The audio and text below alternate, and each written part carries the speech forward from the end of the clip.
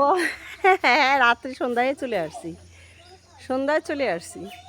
আর আপনি কালকে গেছেন, আজকে আসলেন?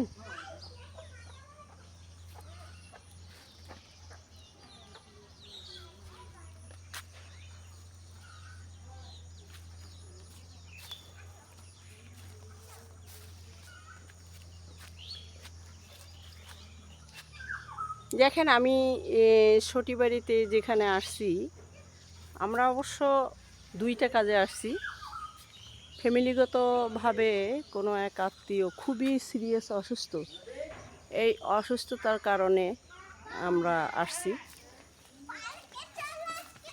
আমাকে যথেষ্ট স্নেহ করেন 20-22 বছর আগে এক ইমাম সাহেব, ওনার ফ্যামিলি সুদ্ধা কোনো কারণবশত রংপুর মেডিকেলে আসছিল। ওনারা আমার কাছ থেকে কিছু একটু উপকার পাওয়ার সূত্রেই ওনাদের সাথে একটা সম্পর্ক গড়ে উঠছে। যিনি আমার পিতা ছিলেন, জানা যাকে আমি শ্রদ্ধা করতাম, যে আমাকে স্নেহ করতো, মেয়ের মতন মনে করতো বলতে ওনার বড় মেয়ে ছিল, ওনার বড় মেয়ের দাঁতের ক্যান্সারে আমাদের রংপুর মেডিকেলে হাসপাতালে উনি মারা গেছেন।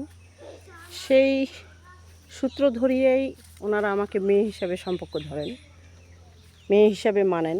দীর্ঘ আজকে 21টা বছর যাবত আমাদের সাথে সেই সম্পর্কই মা বাবা হিসাবে, পরিবারের ভাই বোন হিসাবে সকলে একত্রেই আমরা চলাফেরা, আত্মীয়তার পরিচয় নিয়ে এখন পর্যন্ত চলে যাচ্ছি।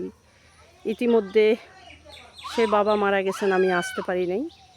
মা খুবই অসুস্থ, ধাপের হাটে বাসা ওনাদের, সটিবাড়ি ধাপের হাট, সেখানেই আমি আজকে 2 দিন থেকে। মা খুবই অসুস্থ, বাবা তো মারা গেছেন আজকে প্রায় 9 বছর হয়ে গেল। আমি ওখানেই আসছি, আর তাছাড়া একটা ছেলেও দেখতে আসছি একজনের ক্ষেত্রে। এখানে 2টা কাজে আসার উদ্দেশ্য। বেশ কিছু মহিলা আমাদের এলাকার আসছেন, ওনারা ছেলে দেখার জন্য আসছেন, আর আমি আসছি আমার মায়ের কাছে।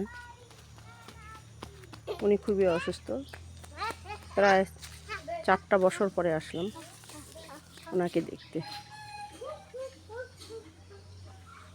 এখন আজকে চলে যাব।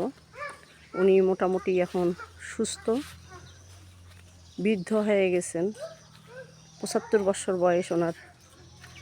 উনি চলতে এখন ওনার খুব হিমশিম,